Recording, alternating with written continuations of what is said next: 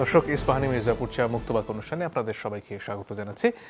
আজকে আমরা কথা বলতে চাই বাংলাদেশ এবং পাকিস্তানের সম্পর্ক নিয়ে। পাকিস্তানের উপপ্রধানমন্ত্রীর সফরের কারণে এ নিয়ে বিস্তর আলোচনা হচ্ছে। মীমাংসিত বিষয়গুলো আসলে মীমাংসিত কিনা না অমীমাংসিত, সেই প্রশ্নগুলো বারবার ঘুরে ফিরে আসছে।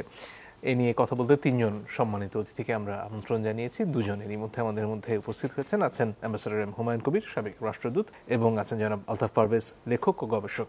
শুরুতেই অ্যাম্বাসেডর হুমায়ুন কবির, আপনার কাছে আসতে চাই। বাংলাদেশের তরফ থেকে যে বিষয়গুলোকে অমীমাংসিত বলা হয়, পাকিস্তান সেগুলোকে দুবার মীমাংসা হয়ে গেছে এমনটা আজকে বলার চেষ্টা করছে এবং বলা হচ্ছে যে এগুলো নিয়ে আলোচনা চলবে। প্রশ্ন হচ্ছে, এই বিষয়গুলো নিয়ে যে দু দফায় পাকিস্তানের তরফ থেকে মীমাংসার কথা বলা হয়, সেগুলো আসলে কতটুকু মীমাংসা এবং সত্যিকার অর্থে মীমাংসা বলতে আমরা কি বুঝি? মীমাংসা বলতে আমরা যেটা বুঝি সহজ ভাষায়, সেটা হচ্ছে এখানে যে মুক্তিযুদ্ধের সময়তে যে অপরাধগুলো সংগঠিত হয়েছিল, সেটা ওয়ার ক্রাইমস এগেনস্ট হিউম্যানিটি, এগুলোর সুরাহা হওয়া দরকার। তো ক্রাইম, কাজে ক্রাইম যখন হয়, ক্রাইম কিন্তু কখনো তামাদি হয় না। এটা 100 বছর পর আপনি এটা বিচার করতে পারবেন।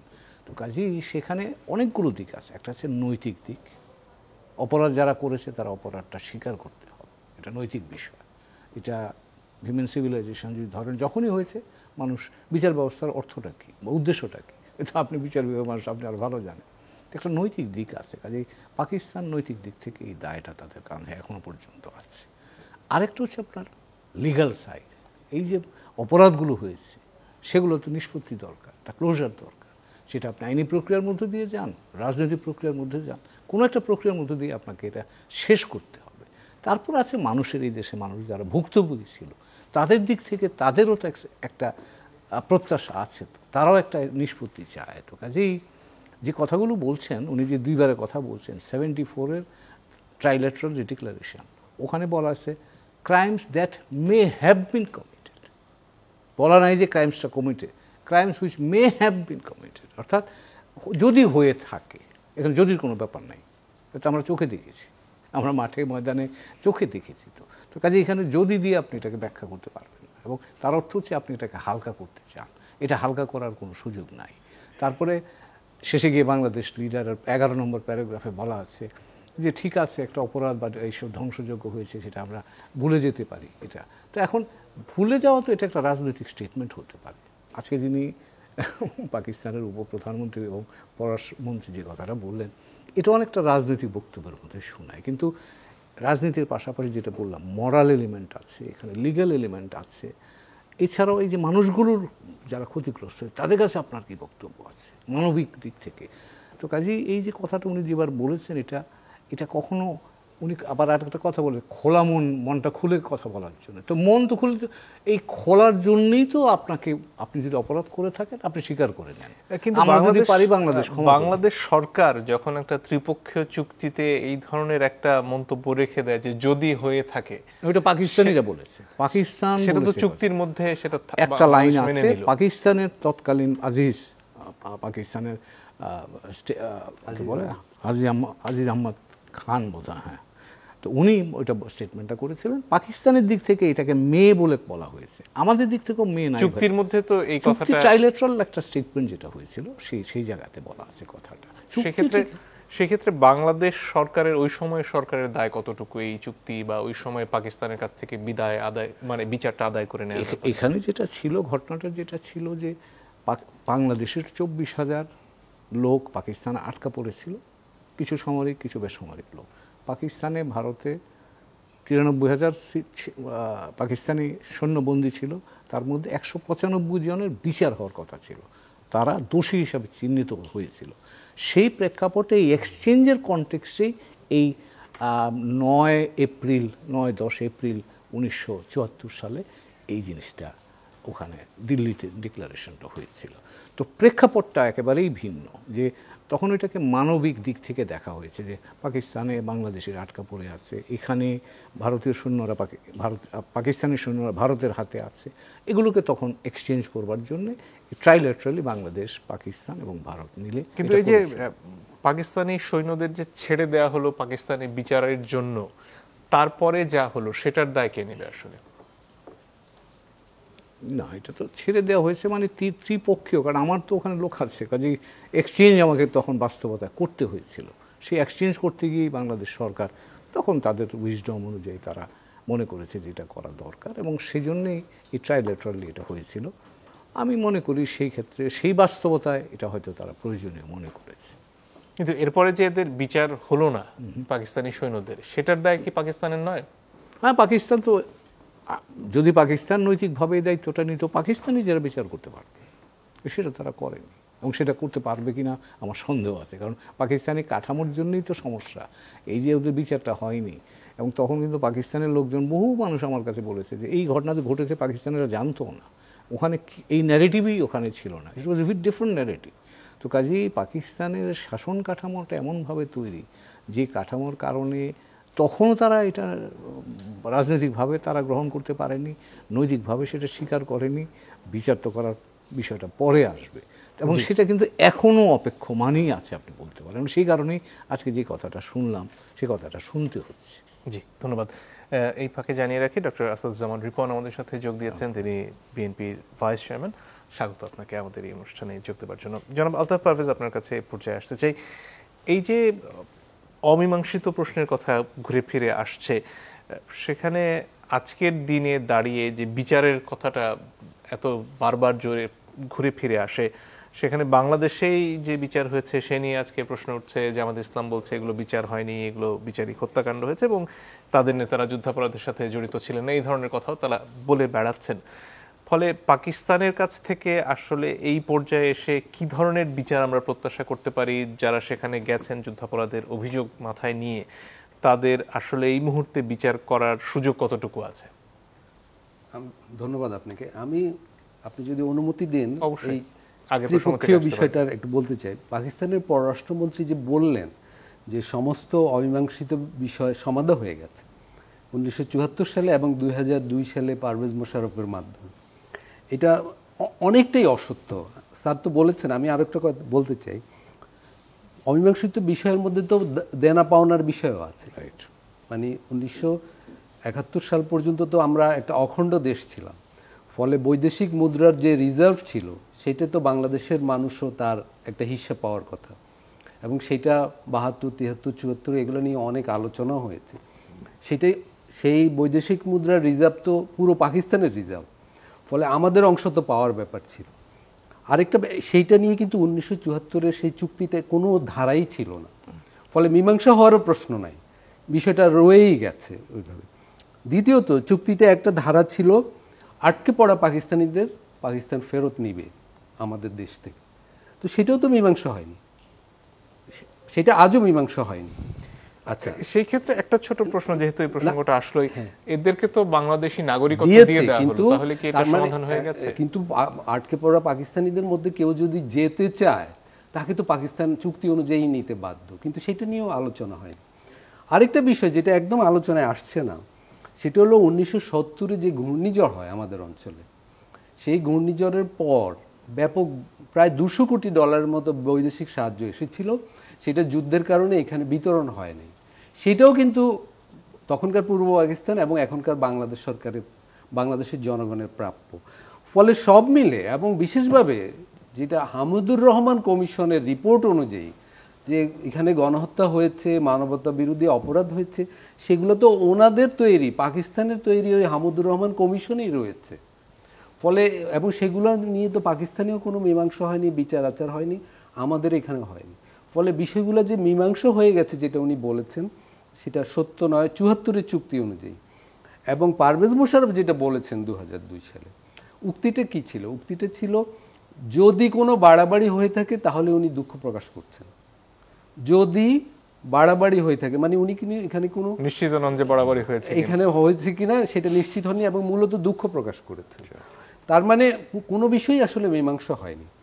এখন প্রশ্ন হলো, এটা তো 51 বছর পরের আছি আমরা দু দেশের সম্পর্কে, এবং বিচ্ছেদের 54 বছর পর আমরা নিশ্চয়ই 71-এ আটকে থাকবো না, কিন্তু এগুতে হলে পুরনো বিষয়গুলো না সমাধান করলে আসলে টেকসই একটা সম্পর্ক করা যাবে না।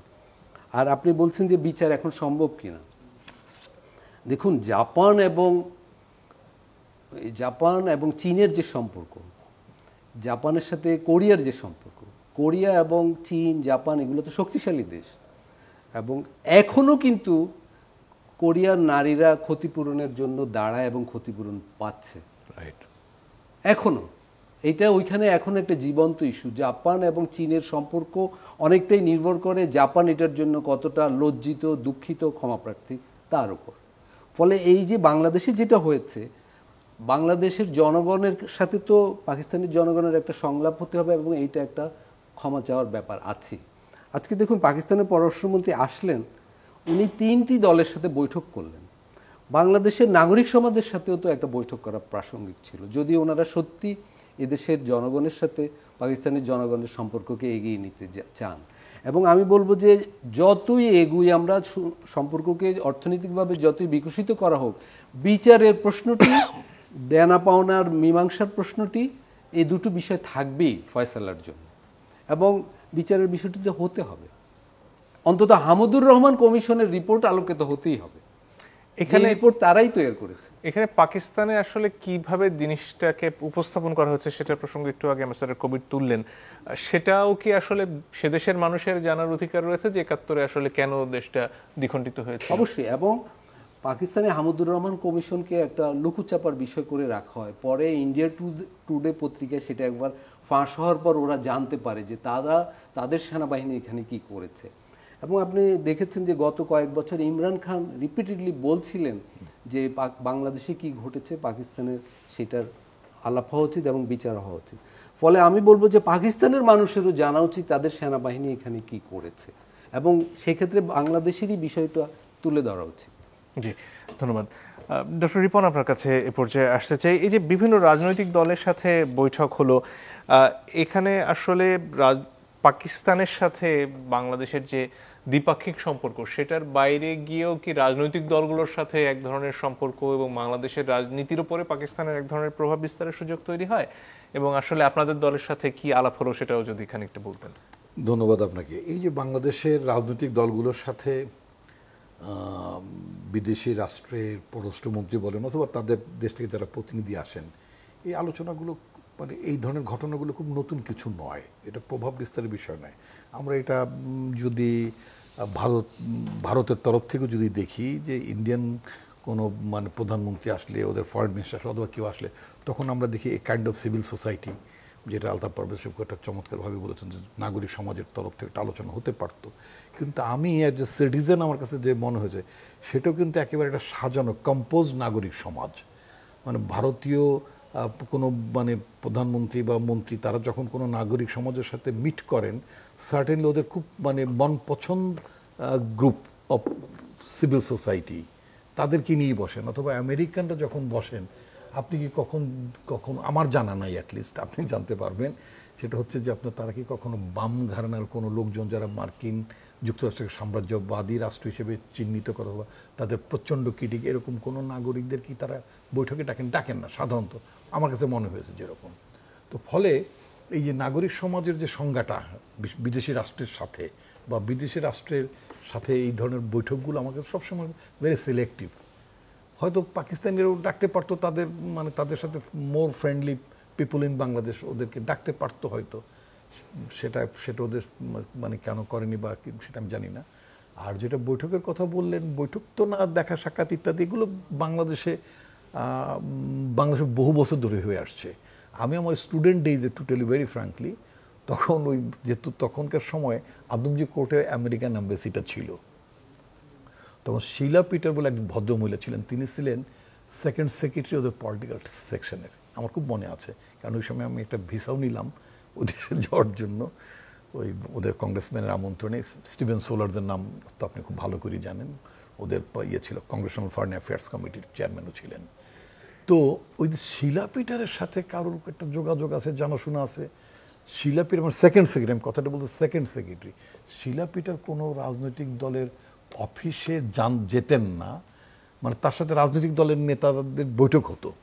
এটা ছিল একটা বিরাট ব্যাপার, এত বড় ব্যাপার ছিল। এটা সেকেন্ড সেক্রেটারি, সেটা রাষ্ট্রদূত পর্যায়ে আসার পর এখন এটা তেমন একটা নিউজ না। আর ডিকাব এই জাতীয় প্রতিষ্ঠানের সাথে তো এখন হরহামেশা রাষ্ট্রদূতরা বিদেশি রাষ্ট্রদূতরা বসে পার্টিকুলার। এখানে পাকিস্তান নিয়ে আলোচনার কারণটা বোধহয় এই যে বাংলাদেশের রাজনৈতিক পরিমণ্ডলে প্রায়শই শোনা যায়। আপনি প্রভাবের কথাটা বলছিলেন তো, একটু সেজন্য আমার প্রশ্নটা একটু ব্যাখ্যা করতে চাচ্ছি। সেটা হচ্ছে কি, বাংলাদেশের ব্যাপারে ভারত এবং পাকিস্তানের আলাপ যখন উঠে তখন প্রায় এবং আইএসআই পর্যন্ত আলাপটা গড়িয়ে যায়, এবং সেই কারণেই এই দুই দেশের রাজনৈতিক প্রভাব বাংলাদেশের অভ্যন্তরীণ রাজনীতিতে ঐতিহাসিকভাবে হয়তো খানিকটা ছিল। ভারতের প্রভাব তো সেদিনও আমরা দেখলাম। সেই কারণে প্রশ্নগুলো জাগে যে এখানে আসলে প্রভাব বলয়ের পরিবর্তন ঘটছে কিনা। না, আমি ব্যক্তিগতভাবে বা যদি আপনি বলেন দলগতভাবে আমি মনে করি না, আমি তা মনে করি না। পাকিস্তানের এখানে খুব প্রভাব সৃষ্টি করার মতো খুব উপাদান এখানে বহাল নেই। আমি ঠিক আপনার অনুষ্ঠানে ঢুকতে ঢুকতে আমি কবির ভাইয়ের কিছু বক্তব্য শুনলাম, আর আলতাফ পারভেজ সাহেবের বক্তব্য আমি পুরোটাই শুনেছি। তো ফলে এই দেশের নাগরিক সমাজ এবং এদেশের রাজনৈতিক দলগুলোর মধ্যে, এমনকি আমাদের ছেলেরা যে নতুন সংগঠনটি করেছে, আমি আমাদের ছেলেরা বলতে পছন্দ করি কারণ ওরা প্রায় আমাদের সন্তান তুল্যই তো, তাই না? তো এমনকি ওদের বক্তব্যের মধ্য থেকেও যেই আকাঙ্ক্ষার কথাগুলো বেরিয়েছে, প্রকাশ করেছে, সেটাও কিন্তু মানে আমি বলতে চাই যে আমাদের তরুণ সমাজ, তাদের মধ্যেও কিন্তু আপনি যে ভাবনাগুলোর কথা বললেন সেটা আছে। এটা ওভারলুক না, ইগনোরড না, অতএব এটা সেটেল হওয়াটা খুব জরুরি। অ্যাট দ্য সেম টাইম আমি আপনার সাথে খুবই একমত, যেই ভিয়েতনামের সাথে মার্কিন যুক্তরাষ্ট্রের প্রচণ্ড বোমা মারামারির মতো ঘটনা ঘটেছে, এবং আমি আমার ছাত্র জীবনে আপনার ভিয়েতনামে মার্কিন আগ্রাসনের বিরুদ্ধে বহুবার পথে ওই বয়সের কারণে বহুবার রাস্তা কাঁপিয়েছি এক সময়। সেই জায়গায় এখন দেখা যাচ্ছে আমার দেশের তুলনায়ও মার্কিন যুক্তরাষ্ট্রের বিনিয়োগটা ভিয়েতনামে অনেক বেশি, এবং সুবিধা প্রাপ্তির ক্ষেত্রে তারা অনেকখানি আমাদের চেয়ে বেশি এগিয়ে আছে। সম্পর্কের একটা ডায়নামিক্স থাকে, এটা সত্য যে সেই ডায়নামিক্সের কারণে আপনি ঠিক মানে দরজাটা বন্ধ রাখতে পারবেন না। যে পক্ষে রাখুক না তারাই লুজার হবে গ্লোবালি। আবার অ্যাট দ্য সেম টাইম জাতি হিসেবে আমার নতুন রাষ্ট্র মানে অভ্যুদয় ঘটেছে। আমার অহংকার, আমি বাংলাদেশি, বাংলাদেশ আমার রাষ্ট্র, আমার মুক্তিযুদ্ধ, সব কিছু আমার মুক্তিযুদ্ধের মধ্য দিয়ে তো আমার রাষ্ট্রটা প্রতিষ্ঠিত। সুতরাং এইটার যে অহংকার, এটার যে অর্জনের যে আমার যে বীরত্ব গাথা, সেটাকেও তো আমি ছোট করতে পারি না। মানে আমি যদি এইভাবে জিনিসটা দেখি, এটা খুবই ভালো হতো। হ্যাঁ, আপনি পারভেজ মোশাররফের যে এটা ছিল সেটা খুব অ্যাপোলজেটিক না, এটা একান্তই যে মানে তারা মানে বিষয়টা ছিল দুঃখ প্রকাশ এবং ক্ষমা প্রার্থনাটা বিষয়টা নিঃসন্দেহে এক না। আর 74-এর একটা ডকুমেন্টের কথা যেটা তাদের ভিজিটিং ফরেন মিনিস্টার যেটা বলেছেন, ঐতিহাসিক দলিলের কথা বলেছেন। তো যদি সেই ঐতিহাসিক দলিলটা পারসিউ করা, যদি ঐতিহাসিক দলিল হয়ে থাকে, সেই ঐতিহাসিক দলিলটা মান্য করা, সম্মান করা, ওটা অনুসরণ করা তো সব দেশেরই দরকার ছিল। এখন তো আটকে পড়া মানে আপনার মানে যারা অবাঙালি পাকিস্তানি যারা, তারা এখন পর্যন্ত খুব মানবেতর জীবনযাপনই করছে। শেষের দিকে যদিও তাদের বাংলাদেশের প্রবাবলি পাসপোর্ট প্রদানের সিদ্ধান্ত হয়েছিল, ডেসপাইট এভরিথিং, তারপরেও কিন্তু তারা খুব অমানবিক জীবন থেকে বেরিয়ে আসতে পারেনি, তাই না? তো এই দায়টা তো পাকিস্তানকে তো নিঃসন্দেহে মানে আপনার স্বীকার করতে হবে, মানে স্বীকার করতে, অর্থাৎ তাদের গ্রহণ করার ব্যাপারটা নিতে। যে মানুষগুলো তাদের পক্ষাবলম্বন করার কারণে বাংলাদেশের মানুষের কাছে তারা মানে ঘৃণিত হলেন, তাই না, বা সমালোচনার মুখে হলেন, তো সেই লোকগুলোর প্রতি তো পাকিস্তান খুব মোটেই সুবিচার করেনি। এটা একটা বিষয়ে দায়দানার বিষয়টি তো অবশ্যই থাকবে। আপনি খুবই কারেক্টলি আপনি জাপান, কোরিয়া, ওদের যে সম্পর্কের যে ভিত্তিটার কথা বলেছেন, তাদের নারী সমাজের তরফ থেকে এখন পর্যন্ত ক্ষতিপূরণের দাবি, বিচারের দাবি এখন পর্যন্ত খুব স্পষ্টভাবে উঠে আসে। বাংলাদেশ পার্সপেক্টিভে আমাদের দেশে হয়তো সেটা মানে খুবই বাস্তবসম্মত না। আমাদের দেশের নারীরা হয়তো সেভাবে ক্ষতিপূরণের জন্য হয়তো ফর্মালি কেউ কমপ্লেইন করেছেন কিনা আমার জানা নেই, বা কমপ্লেইন করার মতো সামাজিক সাংস্কৃতিক প্রেক্ষিতটা আছে কিনা বাস্তব, সেটাও বড় কথা। তবে এটা একটা আশার দিক। আপনি ইমরান খানের কথা তুলেছেন, ইয়েস, পাকিস্তানের পলিটিশিয়ানদের মধ্য থেকে বা সাবেক প্রধানমন্ত্রী ছিলেন, ভবিষ্যতে পাওয়ার কন্টেন্ডার হতে পারেন, তাদের মধ্য থেকে কিন্তু বাংলাদেশে যে পাকিস্তানিরা বাড়াবাড়ি করেছে শুধু না, এখানে হত্যাযজ্ঞ মানে গণহত্যা মানে করেছে, এবং যাদের কারণে পাকিস্তানটা ভেঙে গেল কোনো এই আত্মজিজ্ঞাসা তো পাকিস্তানেরও থাকার কথা। যদিও এটার একটা ঐতিহাসিক প্রেক্ষাপট আছে, পৃথিবীর ইতিহাসে এরকম 1200 মাইলের দূরত্বে মানে সীমানা ছাড়া এরকম অপর দেশের আকাশসীমা ব্যবহার করে মানে আরেকটা অংশে ঢুকতে হয়, এটার খুব মানে দ্বিতীয় নজির আমার অ্যাটলিস্ট জানা নাই। তো আমি অনেক আগে পড়েছিলাম প্রবাবলি পাকিস্তানের প্রেসিডেন্ট ইয়াহিয়া খান মানে যার সময়টা ভাঙলো, তার মৃত্যুর সময় তার একটা ইন্টারভিউ মানে প্রকাশ করেছিল যে পাকিস্তান ভেঙে যাওয়ার ক্ষেত্রে আপনার কোনো অনুশোচনা আছে কেন, because at that time he was chief marshal administrator, অথবা তার প্রচন্ড মানে বর্বরতা। একটা বিরতির সময় আমি যদি 2 সেকেন্ডে শেষ করি, তো সেটা তাকে জিজ্ঞেস করা হয়েছিল যে আপনি রিপেন্টেড কিনা, তখন তার উত্তরে বলেছিলেন যে পাকিস্তান সৃষ্টির মধ্যেই পাকিস্তানের ভেঙে যাওয়ার বীজ রোপণ করা ছিল। অনেক ধন্যবাদ। একটা বিরতির সময় হয়ে গেছে দর্শক, একটু পরে ফিরে আসি, আশা করি সাথে থাকবেন।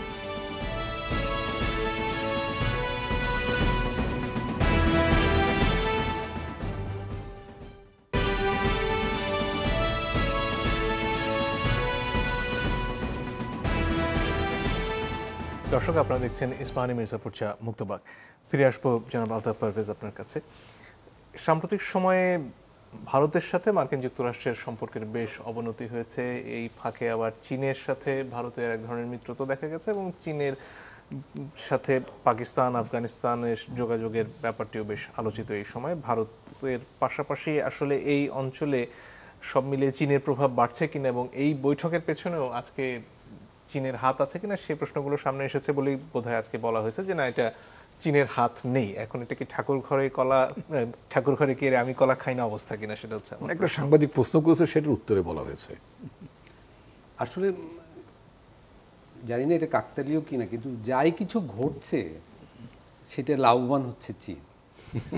যে ট্রাম্প ভারতের উপর শুল্ক আরোপ করেছেন অন্যদের চেয়ে অনেক বেশি, এর ফল হয়েছে, সাইড এফেক্ট হয়েছে যে ভারত চীনের দ্বারস্থ হয়েছে অনেক বিষয়।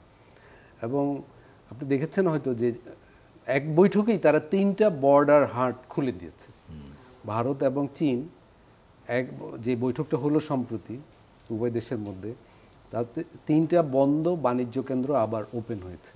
এই পুরো ব্যাপারটা তো চীনের জন্য এক ধরনের বিজয় ঘটেছে। এবং বাংলাদেশে যে গত বছর যে রাজনৈতিক পরিবর্তন ঘটলো, সেটাও এক অর্থে অল্প অর্থে হলেও চীনের জন্য একটু স্বস্তিকর হয়েছে নানা কারণে।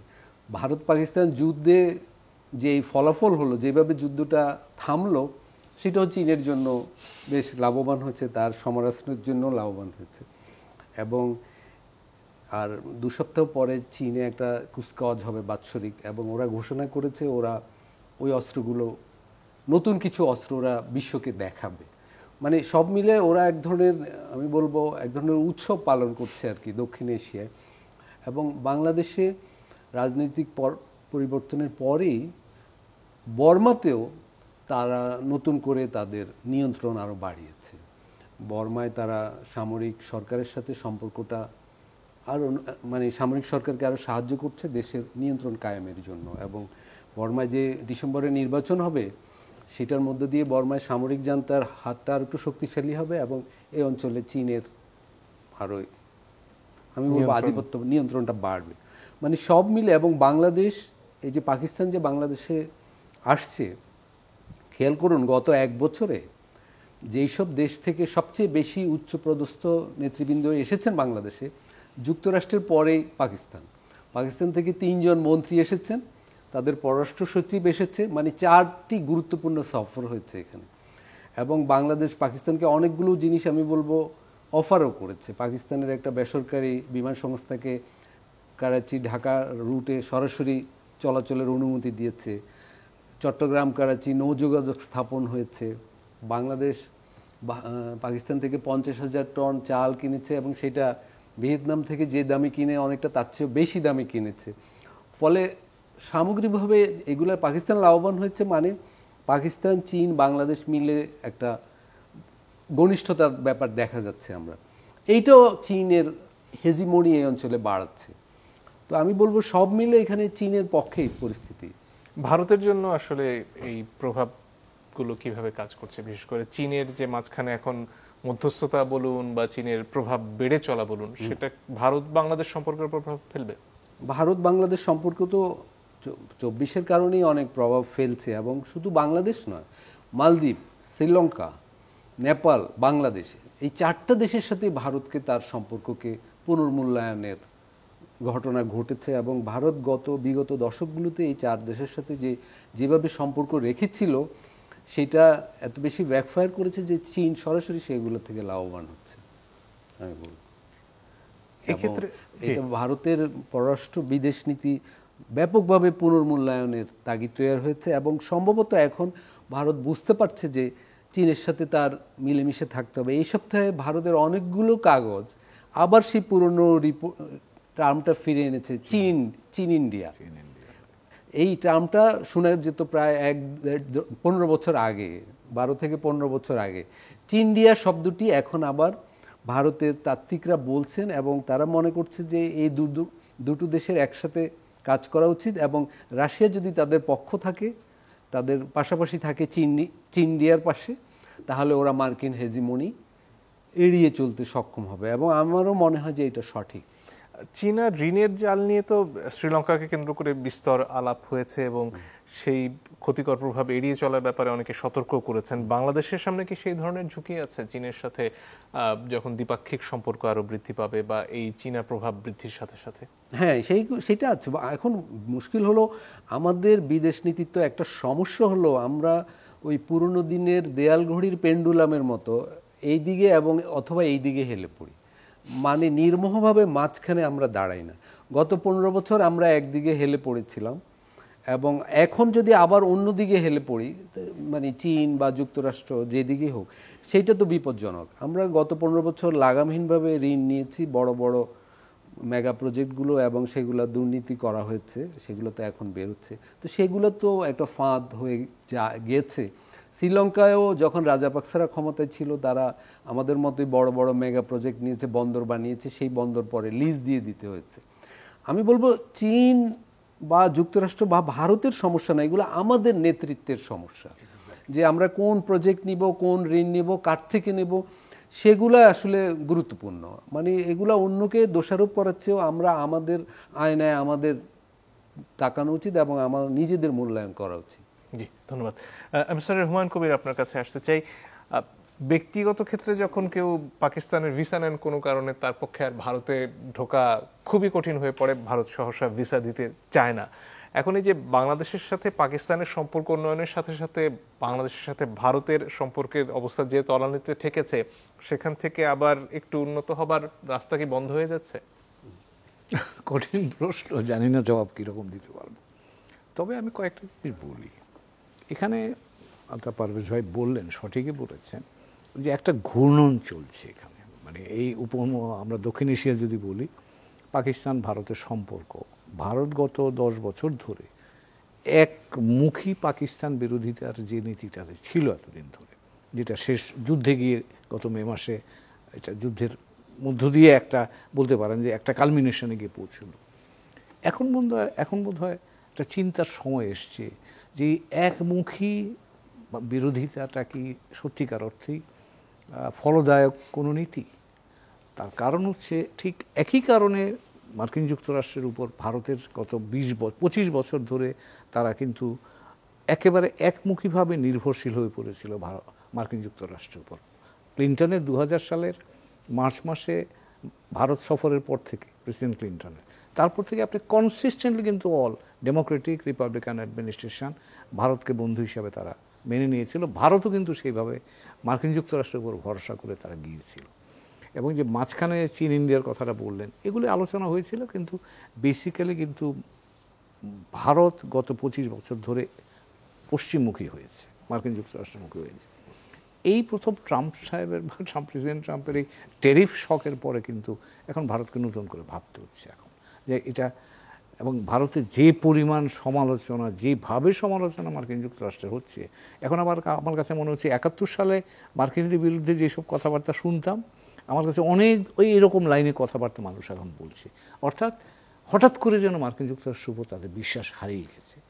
প্রশ্ন হলো যে এখন আপনি এখানে ভারতের জন্য কি অপশন আছে। ভারত কি চীনের সাথে যাবে? হ্যাঁ, ভারত কিন্তু আপনি যে স্ট্রাকচারালি দেখেন, ভারত বলা হয়ে থাকে, ভারতের পত্রপত্রিকাই পড়েছি, made in India is basically made through China. কারণ ভারত যে আমদানিটা হয়, সেই চীনের আমদানি পণ্য দিয়েই মেড ইন ভারত, তারা মেক ইন ভারত তৈরি চেষ্টা করছে। তার হচ্ছে যে স্ট্রাকচারালি ভারতের কিন্তু এই চীনের উপর একটা বড় নির্ভরতা আছে তার অর্থনীতিকে উন্নয়নের দিকে নিয়ে যাওয়ার জন্য। আবার তাকে যদি বৃহৎ শক্তি হিসেবে আবির্ভূত হতে হয়, সেখানে কিন্তু মার্কিন যুক্তরাষ্ট্রের সহযোগিতা ছাড়া ভারত সেটা পারবে না। সেটা সিকিউরিটি কাউন্সিলের পার্মানেন্ট সিট বলেন, সেটা সামরিক শক্তিতে বলেন, টেকনোলজিতে বলেন, সেখানে মার্কিন যুক্তরাষ্ট্রের সমর্থন লাগবে। এবং চীন কখনোই চাইবে না যে ভারতকে এমন এক জায়গায় নিয়ে যেতে যেখানে তার পাশে আরেকটা চীন দাঁড়াক। এটা তো চীন কখনো চাইবে না, এটা খুব কৌশলগত কারণে চাইবে না। কাজেই সেই দিক থেকে ভারতের জন্য মার্কিন যুক্তরাষ্ট্র হচ্ছে বেস্ট অপশান। কিন্তু মার্কিন যুক্তরাষ্ট্র, আমার ধারণা, এইরকম একটা সিদ্ধান্তে এসে থাকতে পারে যে তারা আরেকটা চীন তৈরি করতে আগ্রহী নয়। সেই ক্ষেত্রে ভারতের ভেতরে আসলে আপনি কি কোনো পরিবর্তন এখন পর্যন্ত দেখেছেন তাদের পররাষ্ট্র নীতি নিয়ে চিন্তায়, নাকি সেটা একই জায়গায় থেকে গেছে? দুই রকম স্ট্রিম আছে। ভারতের পররাষ্ট্রমন্ত্রীকে যদি শুনি, তিনি কিন্তু এখনও তার সেই আগের বক্তব্যই আছেন। তিনি জাস্টিফাই করার চেষ্টা করছেন যে কেন আমার বিরুদ্ধে ট্যারিফ দেয়া হলো, চীন সবচেয়ে বড় আমদানিকারক, তার বিরুদ্ধে কেন হলো না, ইউরোপিয়ানরা রাশিয়া থেকে জিনিস কিনছে, তাকে কেন দেওয়া হচ্ছে না। তো ওই রকম জাস্টিফিকেশন খোঁজার চেষ্টা করছে।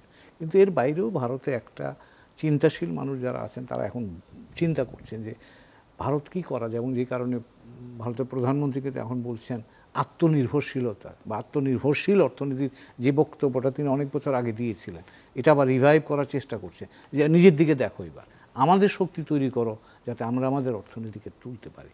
কিন্তু ভারতের মতো দেশের জন্য যেখানে একটা অর্থনীতি তৈরি হচ্ছে, যে অর্থনীতি জবলেস ইকোনমি তৈরি হচ্ছে বা গ্রোথ তৈরি হচ্ছে, সেখানে আপনি ইচ্ছা করলেই আপনি যে আপনার কনজিউমার ক্যাপাসিটি বাড়িয়ে ফেলবেন, এটা সহজ কাজ নয়। কিন্তু জি, শেষ করতে পারেন। না, আমরা যেটা বলছিলাম যে আমরা এই যে গত বছর যে তরুণ প্রজন্মের নেতৃত্বে যে গণ অভ্যুত্থান দেখলাম, ভারতে কিন্তু এর জন্য একটা বলতে পারেন আপনি উপাদান তৈরি হচ্ছে।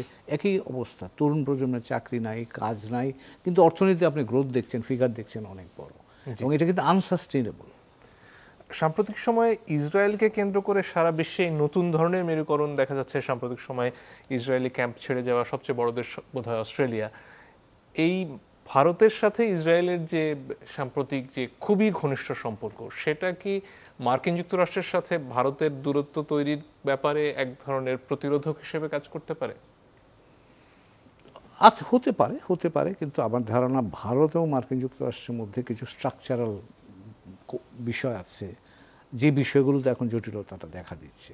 কারণ মার্কিন যুক্তরাষ্ট্র ভারতের বাজারে ঢুকতে চাচ্ছে ডিউটি ফ্রি, তারা এগ্রিকালচার, ডেয়ারি, অন্যান্য ফিল্ডে যেতে চাচ্ছে, ভারত এটা দিতে চাচ্ছে না, কারণ পলিটিক্যালি ভেরি কস্টলি হবে এটা।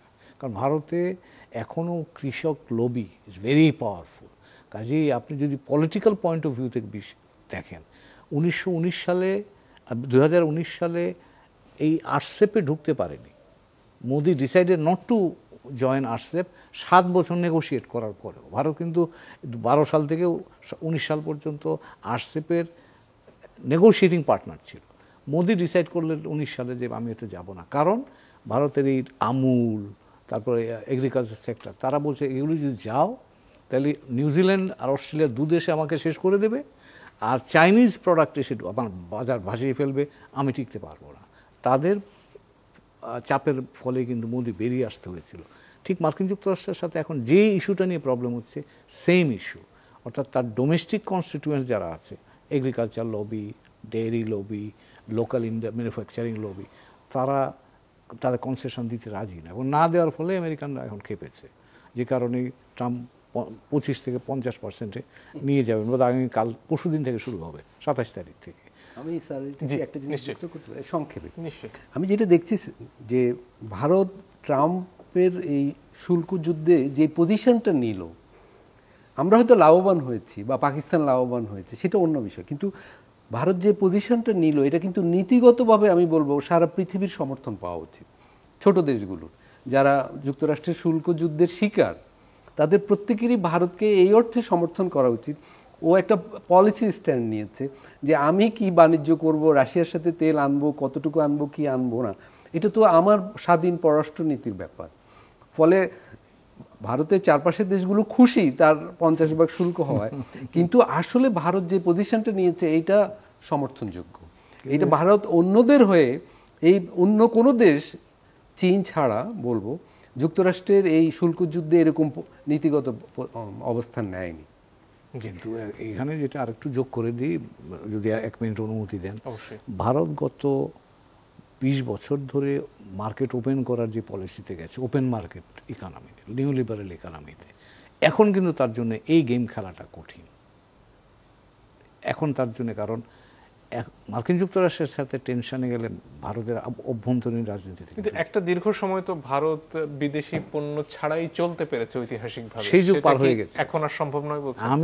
আমি তো কলকাতায় কাজ করেছি। আমি 91 সালে যখন গেছি কলকাতায়, কিছু পাওয়া যেত না, ভারতীয় কোনো জিনিস নেই। হংকং থেকে মাল আমদানি করতাম।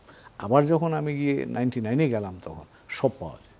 তো ভারত এখন তৈরি করে সব জিনিস, কিন্তু আপনি যে হাই টেকনোলজি, যেটা আপনি ধরেন ভারতের, আপনি এক্সপোর্ট যদি চিন্তা করেন, ভারতের অর্থনীতির কোয়ালিটেটিভ লিফট যদি চিন্তা করেন, এটা কিন্তু টেকনোলজি ওরিয়েন্টেড হয়ে যাচ্ছে। এখানে কিন্তু পশ্চিমা জগতের সহায়তা ছাড়া অথবা চীনের সহায়তা ছাড়া ভারতের পক্ষে এই লিফটিংটা খুব ডিফিকাল্ট। জি, ধন্যবাদ। ডক্টর রিপন, আপনার কাছে আসতে চাই। বাংলাদেশের অভ্যন্তরীণ রাজনীতিতে দীর্ঘ সময় ধরে বিদেশি শক্তিগুলোর এক ধরনের প্রভাব ছিল এবং কে প্রভাব রাখবেন সেটা নিয়েও তাদের মধ্যে এক ধরনের দ্বৈরথ দেখা যায়। এই মুহূর্তে আজকের বিচারে এতক্ষণ পর্যন্ত আমরা যে আলোচনা করলাম, বাংলাদেশের অভ্যন্তরীণ রাজনীতির ক্ষেত্রে কি সবচেয়ে বেশি শক্তিশালী প্রভাবক চীন? নিঃসন্দেহে ছিল, এখনো সেটা বজায় রাখার চেষ্টা হচ্ছে। এই 24-এর ক্ষমতার পট পরিবর্তনের পরে আমার দুবার চীন সফরের অভিজ্ঞতা হলো। গত সপ্তাহে আমি চীন থেকে ফিরে এসেছি। আপনারা যেটা মনে করছেন, বাংলাদেশ নিয়ে কিন্তু এখনো চীন খুব কমফোর্টেবল জায়গায় নেই। এবং আমি নাম্বার 1 হচ্ছে তাদের মধ্যে একটা এম্বারাসমেন্ট আছে, আমার কাছে যেটা মনে হয়েছে, একটা এম্বারাসমেন্ট আছে। কেমন সেটা? তারা শেখ হাসিনাকে তারা গত 15 বছর যেইভাবে সমর্থন জুগিয়েছে, এবং আমি চীনা নেতৃবৃন্দের সাথে কথা বলার সময় আমি খুব অকপটই বলেছি, যেটা আমি ফর্মালি বলেছি, সুতরাং এটা আমার প্রকাশ করতে কোনো সমস্যা নেই। সেটা বলেছি যে তোমরা ভারত না হলে তাদের রং রিডিং ছিল, তারা রিডিং ম্যাচ করতে পারে নাই, তোমরা ভুলটা করলা কেমনে? তোমরাও কি বুঝতে পারো নাই? আসলে তারা বুঝতে পারে নাই, এটা সত্য। শেখ হাসিনার যে গণেশটা উল্টে যাবে, এটা ভারত যেমন খুব কনফিডেন্সের সাথে ইগনোর করেছে, সিমিলারলি চীনও তাই। গণতান্ত্রিক প্রক্রিয়ার ব্যাপারে কি তাদের কোনো ধরনের আস্থা বলুন বা প্রয়োজনীয়তা তারা মনে করেন যে বাংলাদেশে দিনের পর দিন নির্বাচন হতে দেওয়া হয়নি, এটা কি চীনের কাছে গুরুত্বপূর্ণ? ওয়েল, তাদের একটা নিজস্ব সিস্টেমের মধ্যে তারা চলে, এবং একটা পর্যায়ে তাদের এক নেতা আমাকে বললেন যে ইয়েস, আমরাও এক ধরনের গণতন্ত্র আমাদের মতো করি আমরা প্র্যাকটিস করি। We have many other political parties two, beside communist পার্টির পাশাপাশি আচ্ছা, অন্য অ্যাটলিস্ট 7-8টা রাজনৈতিক দল তাদের দেশও আছে। তো আছে, আমাদের দেশে যেমন ইনু ছিল, মিনু ছিল, শেখ হাসিনার গণতন্ত্রের যে মেনন। ব্র্যান্ড, এটাকে কি চীন সমর্থন করত? কোনটা? শেখ হাসিনার গণতন্ত্রের ব্র্যান্ডটাকে কি চীন সমর্থন করত? তারা, আমার কাছে যেটা মনে হচ্ছে, তারা মোর অন ইকোনমিক ইন্টারেস্ট, অর্থনীতির ব্যাপারটাই ছিল। আপনি একটা প্রসঙ্গ তুলেছেন, যদি আমি একটু ব্যাকে যদি যেতে চাই, সেটা বলেছিলেন যে চীনা ট্রাপের কথা বলেছেন। আলতাফ পারভেজ ভাই খুবই চমৎকারভাবে বলেছেন, আসলে চীন কোনো দেশের জন্য ট্রাপ সৃষ্টি করে না, ইট ইজ আমরা নিজেরা ট্রাপটা তৈরি করি, যেটা নিজেদের দোষটা আরেক দেশের উপর চাপিয়ে দিই। আমরা বলি চীনা ট্রাপ, আমেরিকান ট্রাপ। নো, আমরা যেমন, আপনি যদি কর্ণফুলী টানেলের কথা যদি চিন্তা করেন, আমার কি কর্ণফুলীর টানেলটা তৈরি করার সময় আমার কোনো রিয়াল ফিজিবিলিটি স্টাডি ছিল না? ওখান থেকে পানি ঢোকে, এখন একটু বৃষ্টির পানি হলে পানি ঢুকে যায়, অথবা এটা সাস্টেনেবল না, এটা জিন্দিগিতেও এই টাকা উঠবে না। এখানে আমাদের দেশের লুটেরা শাসক শ্রেণী শুধুমাত্র লুট করার জন্য, লুটপাট করে নিজেদেরকে স্ফীত করার জন্য তারা এই ধরনের প্রজেক্ট নেয় এবং এটার দায় জনগণের উপর পরে বছরের পর বছর না, শত বছর ধরে ঘানি আমাদেরকে টানতে হবে।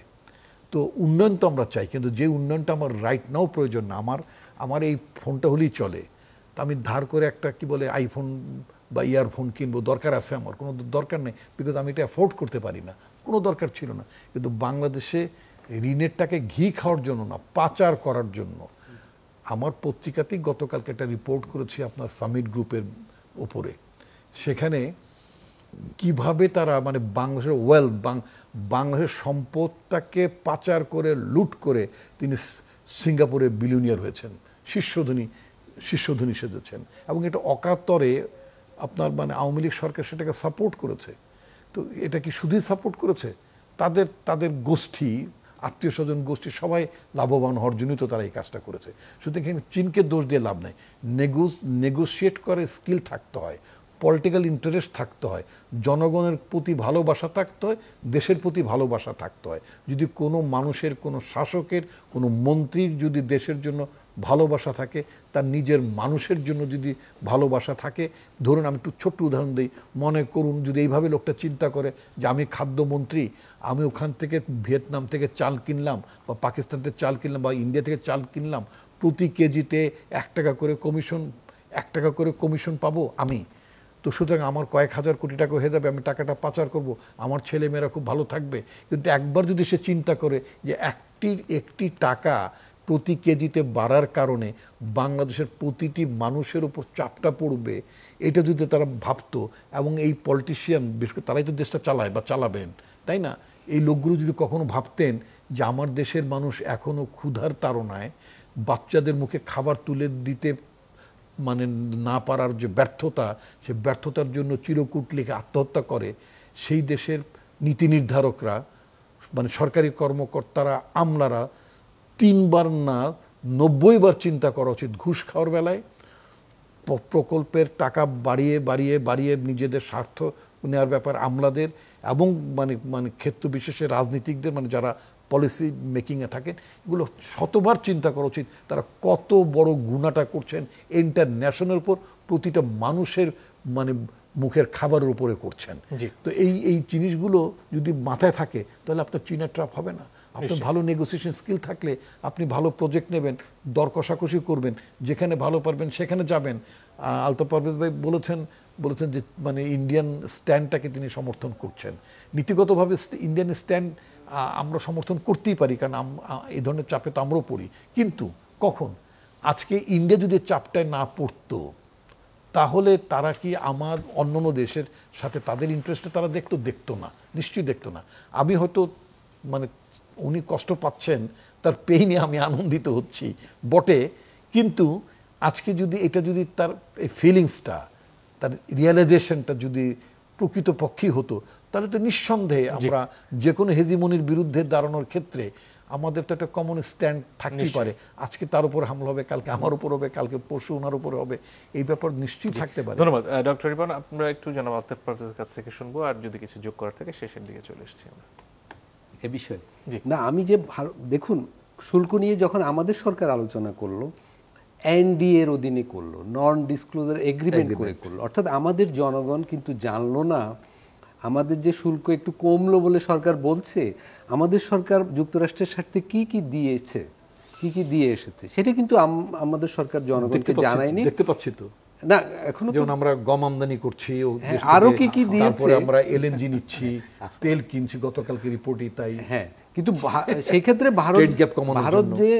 ভারতের সরকার যে তার দেশের উৎপাদকদের স্বার্থে কোনো পজিশন নিয়েছে, সেটাকে আমি বলছি যে সম্মান জানানোর যোগ্য। I appreciate your stand. হ্যাঁ, আরেকটা জিনিস আমি বলতে চাই, চীন না শুধু, আপনি যেটা ওনাকে বললেন যে চীন কি পজিশন নেয় এরকম ক্ষেত্রে, চীন এবং ভারত, এমনকি যুক্তরাষ্ট্র বা যে কোনো দেশই এখন পৃথিবীতে অন্য দেশের সাথে সম্পর্কের ক্ষেত্রে নিজের জাতীয়তাবাদী স্বার্থটাই শুধু দেখে। চীন যেমন শেখ হাসিনাকে সমর্থন দিয়েছে, ভারতও দিয়েছে। চীন দেখেন জেনারেল মিনকে বর্মায় সমর্থন দিয়ে যাচ্ছে, গণতন্ত্রপন্থীদের বিরুদ্ধে উনি প্রতিদিন বম্বিং করছেন। চীন কিন্তু সেই বর্মার সামরিক জান্তার পক্ষেই আছে। রাজাপাকসারা যখন শ্রীলঙ্কাকে প্রায় দেউলিয়া করে ফেলেছিল, চীন তাদেরও সমর্থক ছিল। ফলে এইটাই চীন। ফলে মানে আমরা সম্পর্ক করার ক্ষেত্রে মানে আমাদের স্বার্থটাকে যেন খুব গুরুত্ব দেই। মানে নৈতিকভাবে কোনো দেশ এখন আর অন্য দেশে গণতন্ত্রপন্থীদের বা সাম্যবাদীদের বা সমতাবাদীদের পক্ষে দাঁড়াবে, সেটা সোভিয়েত ইউনিয়নের পতনের সাথে সাথে পৃথিবী থেকে সেটা বোধহয় অবলুপ্ত হয়ে গেছে। আমি বলবো 1 মিনিট। সেটা হলো যে দুইটা বিষয় বলি। একটা হচ্ছে এই চীনা ট্র্যাপের যেটা আমরা বলি না, এটা কিন্তু বাস্তব অর্থে চীনা ট্র্যাপ নয়। কারণ কি, আমি শ্রীলঙ্কার কথাই বলি। এই শ্রীলঙ্কা নিয়েই তো বেশি আলোচিত হয়েছে। শ্রীলঙ্কার যে টোটাল ডেট ছিল, ঋণ ছিল, তার 10% মাত্র চীনের ডেট ছিল, আর বাকিটা ছিল কিন্তু গ্লোবাল মার্কেট থেকে। ইনফ্যাক্ট 8%। তো কাজেই আপনি চীনের মানে চীনের ডেট মানে মনে হয় যে চীনের সবচেয়ে বড় ঋণটা চীনের, তা কিন্তু নয়। এটা হলো একটা বিষয়। আর দ্বিতীয় যে বিষয়টা হচ্ছে যে আমরা একটা বাইনারি ধারণার মধ্যে থাকি, পাকিস্তান না ইন্ডিয়া, এবং সেটা হয়তো আমার ধারণা আমরা 75 সাল থেকে শুরু করে এই 2024 পর্যন্ত এই ধারণাটাই ছিল। রিপন ভাই যে কথাটা বলেছেন সঠিক। আজকের তরুণ প্রজন্ম কিন্তু এই বাইনারিতে ঢুকতে চায় না। তারা কিন্তু বাংলাদেশ কেন্দ্রিক নীতি তারা চায়। এবং আমি আশাবাদী যে ভারতের সাথে সম্পর্ক হোক কি পাকিস্তানের সাথে সম্পর্ক হোক কি চীনের সাথে সম্পর্ক হোক, এটা আমার জাতীয় স্বার্থের আলোকেই হওয়া বাঞ্ছনীয়। এবং সেটা মনে রেখে আমাকে করতে হবে। কে আমাকে কিভাবে ব্যবহার করতে চাইলো বা কার কথা শুনে আমি কি করলাম, সেই জায়গা না চিন্তা করে আমার স্বার্থটাকে সেই পথে কি এই সরকার হাঁটতে পারছে এখন পর্যন্ত? এই সরকার, আমি তো ধরেন এই সরকার তো একটা ইন্টারিম গভর্নমেন্ট বাই নেচার, তার সুযোগও সেই জায়গায় নাই। কিন্তু ভবিষ্যতের সরকারগুলো যেন সেই কথাটা মনে রাখেন। কারণ যে শিক্ষা 24-এ বাংলাদেশের মানুষ ভারতের ক্ষেত্রে দেখেছে, সেটা কিন্তু সকলের জন্য প্রযোজ্য, এটা আমাদের মনে রাখে। বিএনপি কি সেই শিক্ষা নিয়ে সামনে হাঁটতে পারবে বলে মনে হয়? নিঃসন্দেহে। একটা কথা আমাদের নেতা তারেক রহমান সাহেব একটা কথা বলেন যে 5ই আগস্টের আগের রাজনীতি এবং 5ই আগস্টের পরের রাজনীতি একভাবে চলবে না। বাংলাদেশের মানুষ এই পরিবর্তনের মধ্য দিয়ে যেটা ফ্যাসিবাদ মুক্ত হলো বাংলাদেশটা, এটা এখান থেকে বাংলাদেশের মানুষ একটা অনেক আকাঙ্ক্ষা প্রত্যাশার জন্ম নিয়েছে। এই আকাঙ্ক্ষা প্রত্যাশার কথা আপনাকে ভাবতেই হবে। এর কোনো অল্টারনেটিভ নেই। You can't ignore it simply, কোনোভাবেই না। সুতরাং ওই অ্যাসপিরেশন বলেন, এক্সপেকটেশন যেটা বলেন, আপনাকে সেটা ক্যারি করতে হবে। আপনি ক্যারি যদি করতে না পারেন, সেটা যার বেলায় হোক না কেন, তারা ফেল করবে। এটি হচ্ছে ইতিহাসের শিক্ষা। জি, আর কিছু কি যোগ করা আছে? না, আমি তাহলে রিপন ভাইকে একটা জিজ্ঞেস করতে চাই, তাহলে 5ই আগস্টের পরে আপনাদের 31 দফা হলো, এটা কি আপনারা রিফর্ম আর একটু চেঞ্জ করবেন? না, আমি আপনাকে কিন্তু 5ই আগস্টের পরে কিন্তু আমাদের 31 দফা আগে বলছি, আগে হয়েছে। আমি আবারও আমার নেতা তারেক রহমানের উদ্ধৃতি দিয়েই বলতে চাই যে 31 দফা এটা কোনো ফিক্সড কোনো জিনিস নয়। অন্যরা যদি দেশের স্বার্থে মানুষের স্বার্থে আরও যা এটার সাথে সংযোজন করা দরকার, সেটা সংযোজিত হবে। এটা যদি মনে করি যে এটা এখন অবসলিট, এটা না হলেও চলবে, সেটা বাদ দিতে পারি। সে ফর এক্সাম্পল মনে করেন আমরা দ্বিকক্ষ বিশিষ্ট, কিন্তু নারীদের প্রতিনিধিত্ব, সংখ্যানুপাতিক এই বিষয়গুলো আপনারা তেমন পজিটিভ রোল প্লে করবেন। আমি যদি আমার কথাটা আমি খুব মুক্ত জায়গায় যদি কথাটা বলি, হয়তো আমার অনেক বোনেরা মায়েরা হয়তো ভালোভাবে নেবেন না। এটা অত্যন্ত সত্য কথা। রাজনৈতিক দলগুলো কিন্তু, আমি যদি মেজর পলিটিক্যাল পার্টিসগুলো কথা বলি, I am not talking about the Islamist parties because I don't know there way of activities, আমার জানা নাই। আর বামদের সাথে আমার দীর্ঘদিনের সখ্যতা, কাজকর্ম করার অভিযোগ ছিল, আমার অভিজ্ঞতা ছিল, হোয়াটএভার।